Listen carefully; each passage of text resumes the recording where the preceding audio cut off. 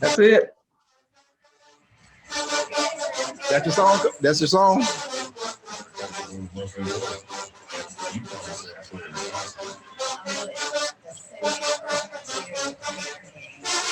Remember, winning means keeping your priorities straight. So have fun, stay in bounds, and always play responsibly.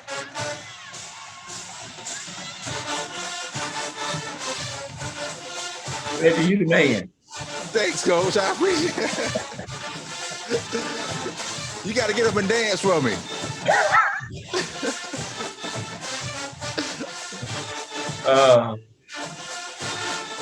You be have me doing that cute dog stuff. Oh yeah. You know, I would you know, we used to always go to South Carolina State games and electric. So I used to watch Coach Willie Jeffries on TV. That's how I kind of learned different things about football. And when I got to college, it was a whole lot easier to adjust to different coaches because of watching the Willie Jeffries show. And right. Bill Davis. Bill Davis used to be a coach in Savannah State. Then he later coached for John C. Smith. But same thing with him. And with me. Oh, you coached Coach Bill Davis? Bill Davis came to Louisville 1 year with me. Oh, you serious? Coached my offensive line.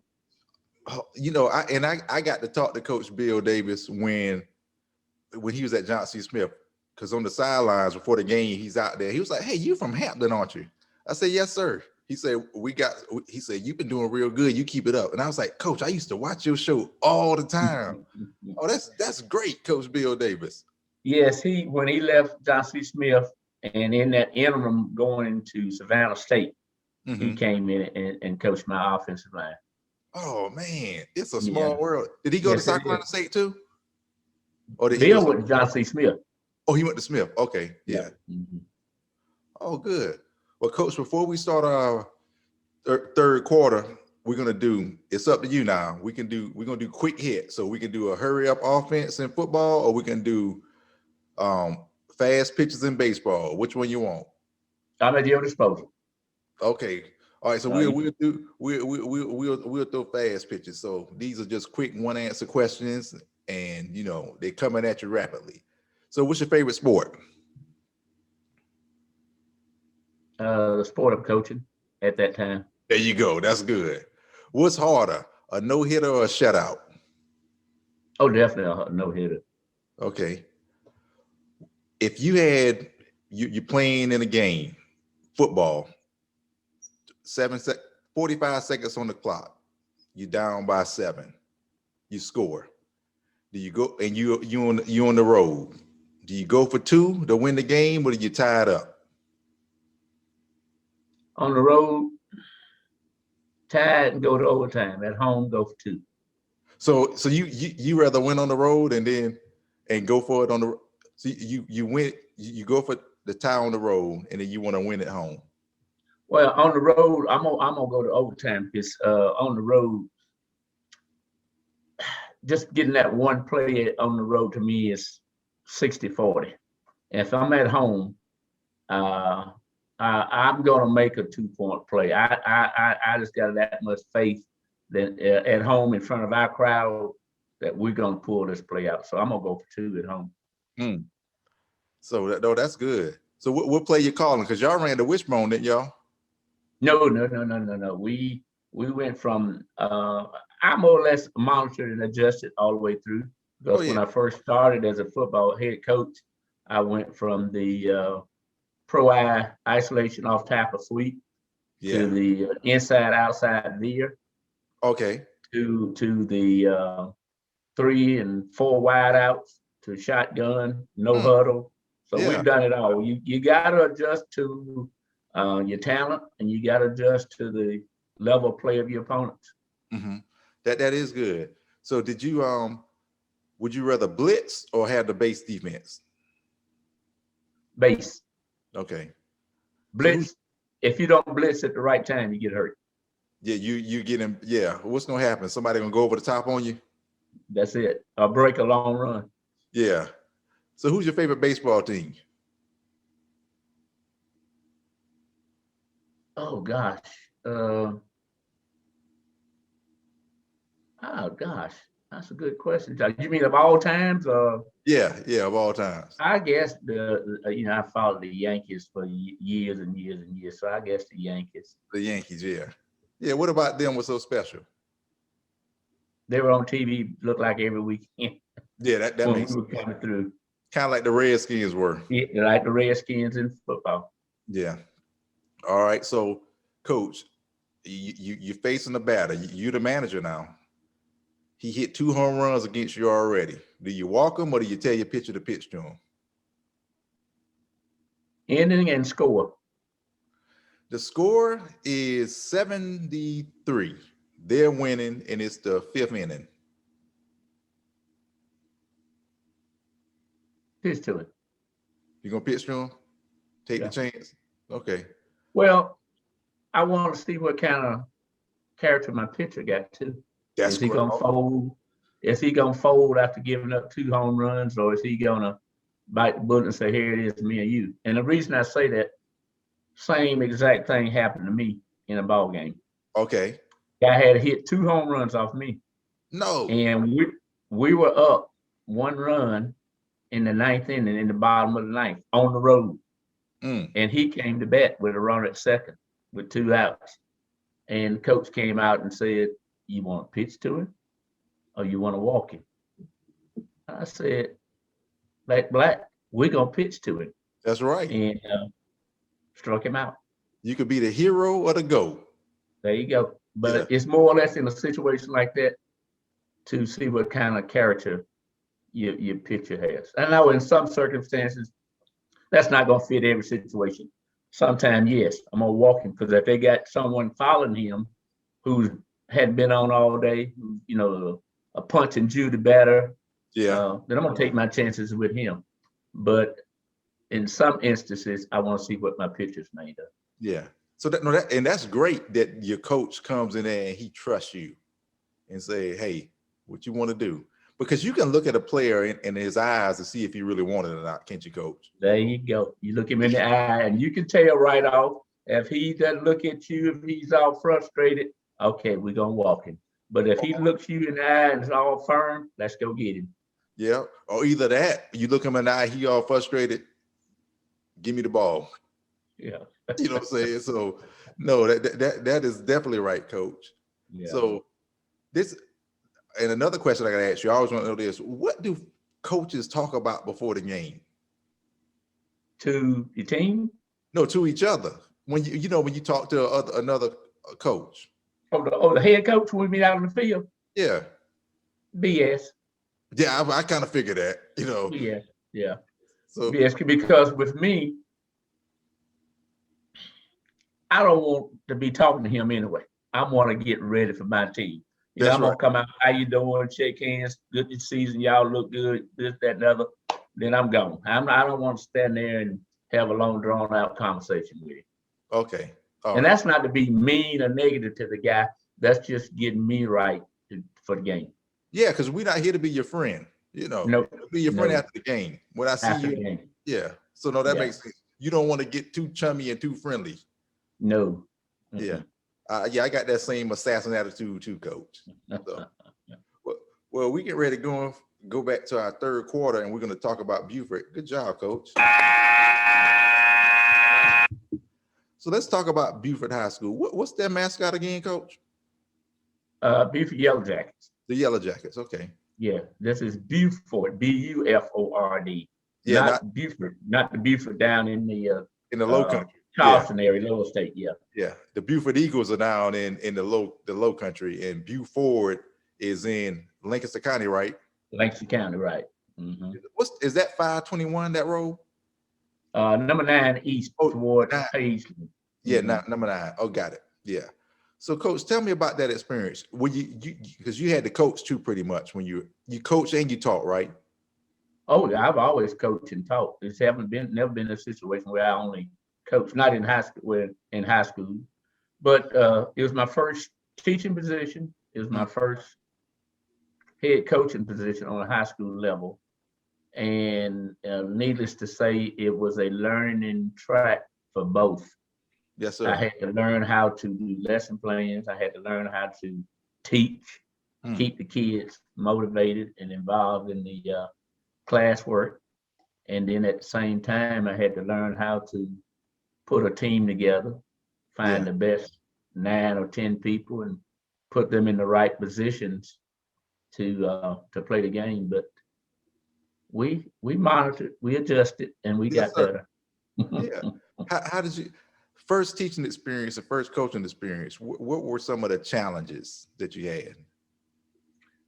Oh God, teaching just getting the information to the kids. I mean, because I look at some people who were teaching when I came through. They would, and you've probably seen it when you was in school. They give out them worksheets every day, and they go sit at their desk and you do a worksheet, and they very seldom say anything to you. Yeah, Or the MGM teacher who shows a movie every day. that's what y'all call it, MGM. Yeah, because That's what I call it, I was the MGM. guy who had to go get the projector and the TV, Big, the roller. right. Um, and when I first started, I was teaching life science, physical science, earth science, biology, honors biology, and then I was still coaching baseball. So that evolved over the years. Yes, sir.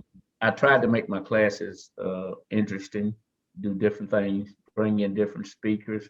And I think I did a better than average job in the classroom. Didn't have many problems because at one school I was um, the at the end of the year, teachers who would write up detentions or expulsions, or they would have your social security number, Mhm. and they would keep track of who did it that way. And one of the best compliments I got was from one of the assistant principals. And he told me, he said, you always have some of the lowest numbers of any teacher I got for his discipline. He said, when you send a kid to the office, I'm sending them home right away because I know it's something bad. It's nothing Yeah. minor. Now, on the field, I guess it helped because at that time I was still playing. I was playing little, what we call semi-pro country baseball during the summer months. Every Yeah. town had a team. I know it. I know it. So I still was playing. And I would throw batting practice. And, if I wanted to strike my batters out, just to prove a point, I would strike them out. Or Mhm. I could get in there and doing batting practice, and I'd rock them all over the park when they try to throw their pitches at me. I could run with them when we did sprints. So it was a respect, and coach know what he's doing because he still can do it. So Yeah. that helped that transition. Even at Louisville, I was still playing, Yeah. and I could demonstrate. It was easy to do. Even at Whitehead and Charlotte, I You could was demonstrate it. yeah. So that made the coaching part easier. Instead of just standing there telling them what to do, I could actually demonstrate it and tell them what to do. And then, that applied to football too. And I can see how that would translate to your teaching style being a teacher, because you just ain't gonna sit back and just tell them what to do. You're gonna show them what to do also. Yeah. And my thing was in the classroom, I always tell them that I'm not a teacher that stands up here and do all the talking. I want y'all to do some constructive talking, not Yeah. talking to each other, but if I call on you, I want you to be able to respond likewise. So, we try to keep it interesting.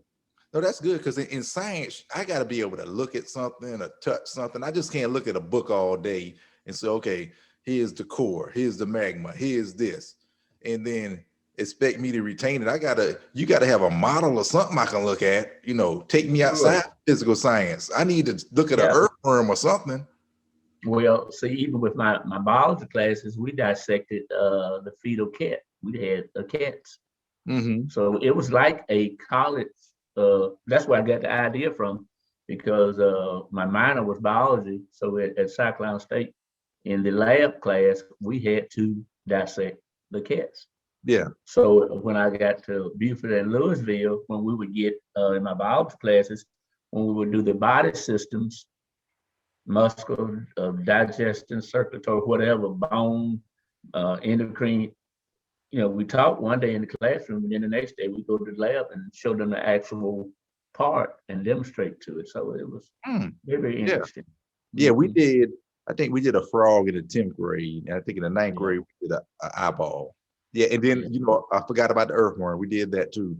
But the earthworm was, that's just hard because I knew how it was, but still, the eyeball was a whole lot easier to pulling everything out of. I think it was a cow's eyeball that we did. Yeah. But yeah, But I no, learned better that way.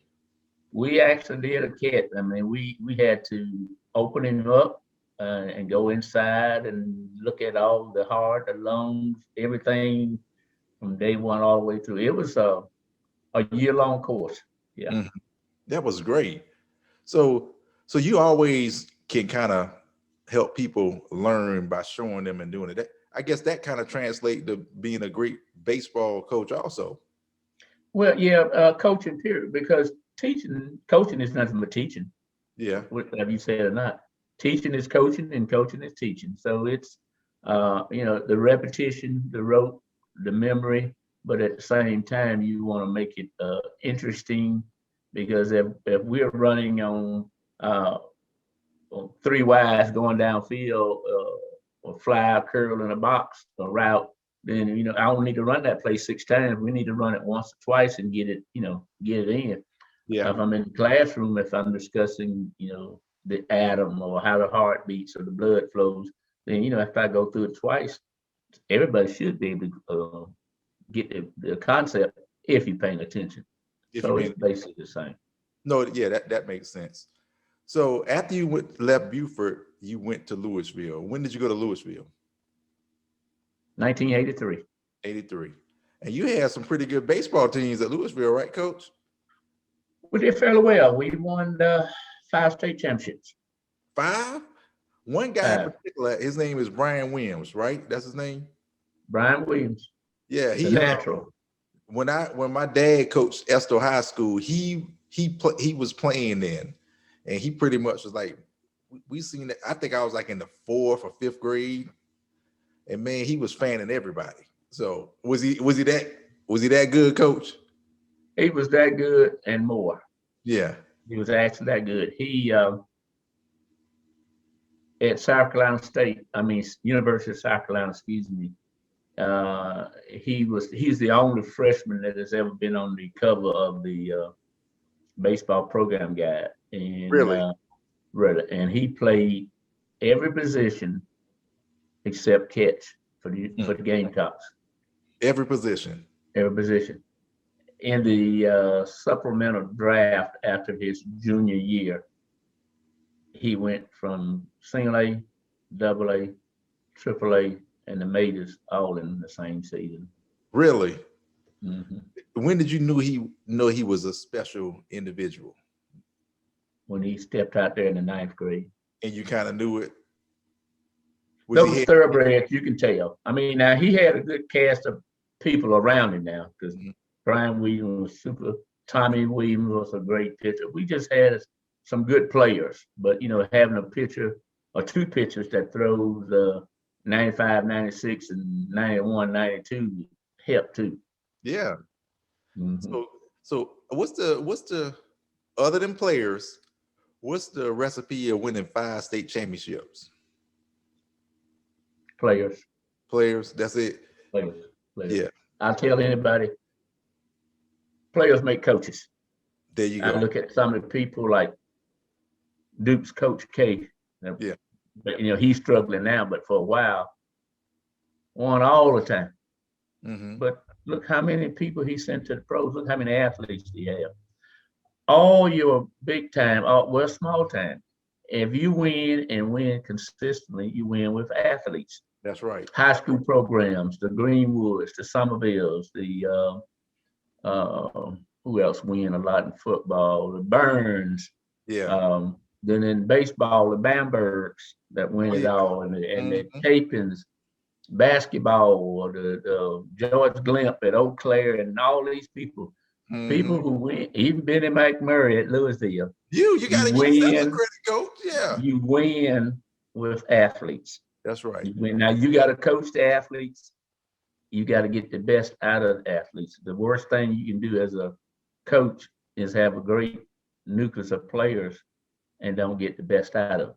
Yeah. but you win with talent. I used to tell everybody, you never seen a jackass win the Kentucky Derby. Number That's thoroughbreds. number But if third. you got some thoroughbreds on your team, you're gonna win. So what you saying, Coach, it's not about X's and O's, it's about Johns and Joes. No, I'm not saying that now, because you got to have them Jimmys and Joes, and you Yeah. got to have some X's and O's, because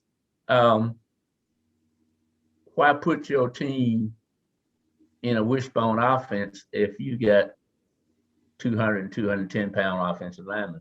That makes sense. Yeah, you're right. Why try to run 4 wides and throw it 30 times a game if you get 5-2, 5-3, 5-4 at the wideouts and a quarterback that can't throw it 30 yards? There you go. Yeah. So it depends on who you have as to what you do with it and what offensive scheme you do to try to win. But it takes some athletes.